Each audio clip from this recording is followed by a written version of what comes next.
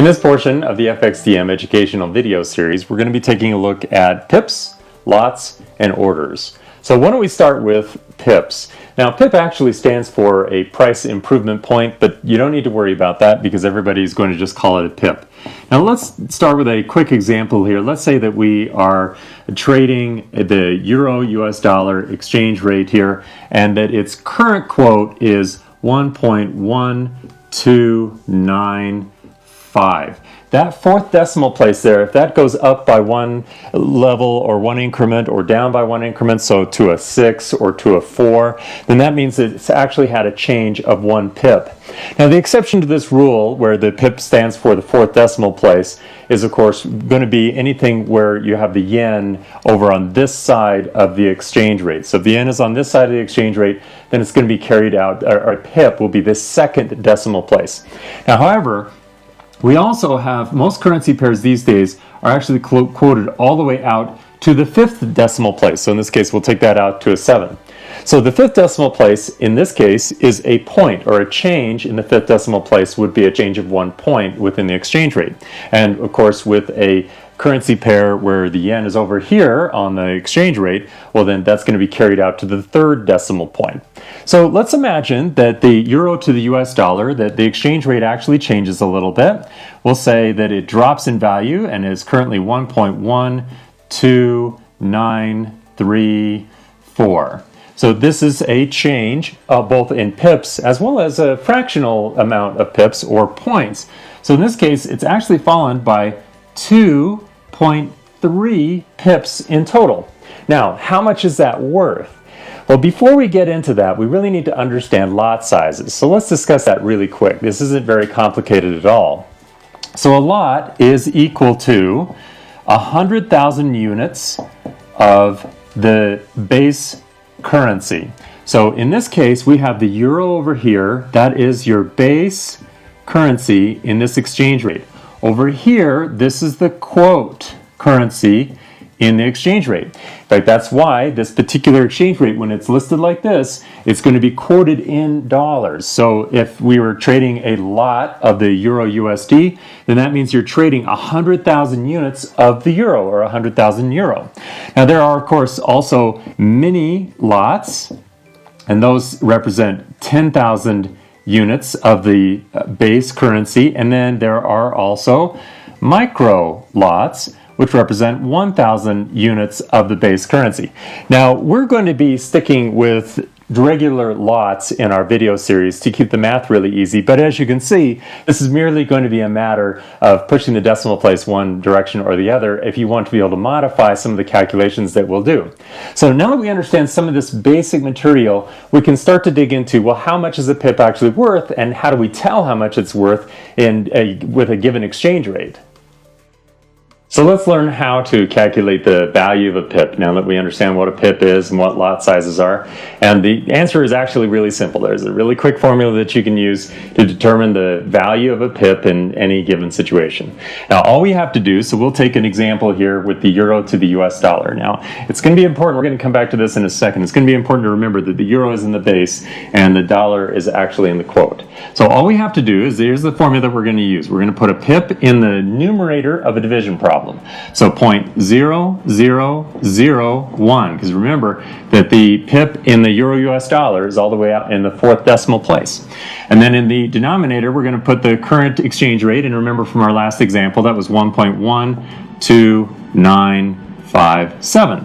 Now, once we can figure out what the quotient is for this division problem, all we have to do is then times this by our lot size, so 100,000 units of the base currency here of the euro. And if you do that, you'll actually come up with a solution here of 8.85, and we'll put a little ... because the decimal goes on for a little bit after that. Now what that is telling you is how much a 1 pip move in the exchange rate is worth in base currency terms. So what if your account currency is the dollar? So let's say that your account currency is the dollar and you're trying to figure out, well, how much is a 1 pip move worth to me in my own account currency? Well, that's easy. All we have to do is take this number here, 8.85 and so forth, and we times it by the exchange rate, which is 1.12957. And if we do that, that's going to come out to be an even $10. In fact, if your account currency were a dollar and any particular currency pair that you're trading where the dollar is in the quote, well, then a 1 pip move in that currency is going to be worth $10. So it's really easy to figure out. Now, what happens? So assume that your account currency is a dollar. Well, what happens if the dollar is not in the quote? What if it's over here on the base side, like it is here with the dollar to the yen? How do we figure that out? The exact same way. But it's going to be just very slightly different. But not if you remember your rules, it's going to be really easy. So here we got our formula, and remember, with a currency pair where the yen is involved, then a pip is the second decimal place and a point is the third decimal place. So we're going to put in the numerator here 0.01. We're going to divide that by whatever the current exchange rate is. So let's assume that that was 1.22, 8, 3, 9. So the 3 is in the pip place, the 9's in the point place, and we times that by 100,000 units of the base, and that's actually going to give us a result that we don't have to then convert any further. So the result from this is going to be $8.14. So in this case, where the dollar is over here on the base side, then we don't have to further convert this, assuming that your account was in dollar-denominated terms. So let's look at an example that's a little bit more realistic, or that happened over time. Imagine that on August 24th, 2015, you see an opportunity to open a short position on the euro-US dollar. At the time, as you can see here, it was priced at 1.1375, and let's just assume a 0 on the end there at the fifth decimal place. Then later in November, so November 10th, 2015, you decide that you're going to close that position and harvest your gains, and the current quote at that time that you'd be able to buy it back was 1.07508. So we are going to take this out to the fifth decimal place here. So if we subtract these two from each other, then basically that's a difference of 624.2 pips. Now, figuring out what your gains from that is really easy. We know in this case, because the dollar is the quote currency, and if your account currency was a dollar, then each one of those pips is worth $10 to you. So if we take $10 times 624.2 pips, then we find a gain of $6,242. So let's think about our past example and how a trader would actually go about executing that order. So as I said, let's imagine that the current market price is 1.13750. Now, instant execution is one of the approaches here, which is that if they see that that price is available, they can put in an order for instant execution. However, if the price that's available or quoted changes, then they're going to get a requote. So they can decide whether or not they take that requote. Let's say that the requote was at 1.13745, so a little bit underneath where they had originally planned. Well, they can then decide whether or not they're going to actually take that order. Now, at the same time, they can also set a couple of orders to provide some protection for their position.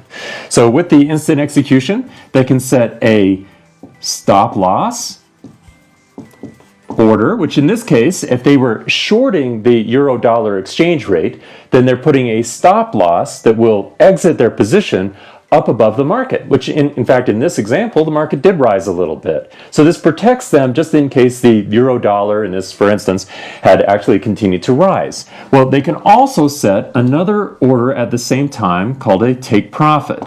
So the take profit will allow them to take their profits off the table if the exchange rate gets to where they had planned, even whether they're there in front of their FXTM MT4 platform or not.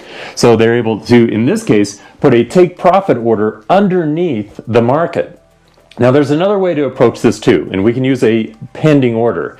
Now, a pending order is not very complicated, but it has a couple of choices that you have to make depending on where you want to actually get into the position in the first place. So a pending order basically falls into two categories. There's a buy or there's a sell order. Now, let's imagine that, again, that you're planning to, like this trader was, that you're planning to short the euro-dollar exchange rate. So you could put a pending order that is a sell pending order. Now, if you assume that you want to sell as the market begins to fall a little bit, maybe it's starting to gather a little bit of bearish momentum, or at least that's what you're anticipating.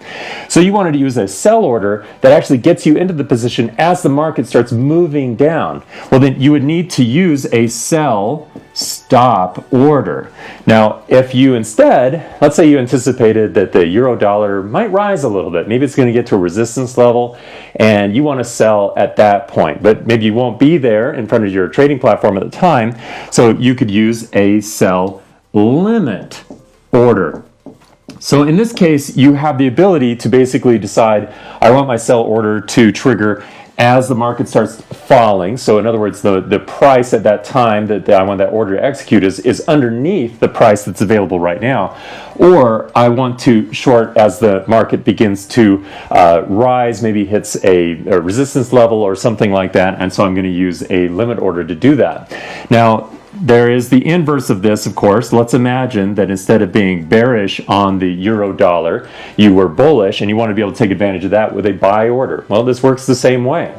So if a trader had wanted to buy as the market was rising and beginning to gather a little bit of bullish momentum, then they'd want to use a buy stop, because they have the ability right now to buy at a cheaper price, but they don't want to do that. They want to buy as the market begins to move in their favor, so they would use a buy stop.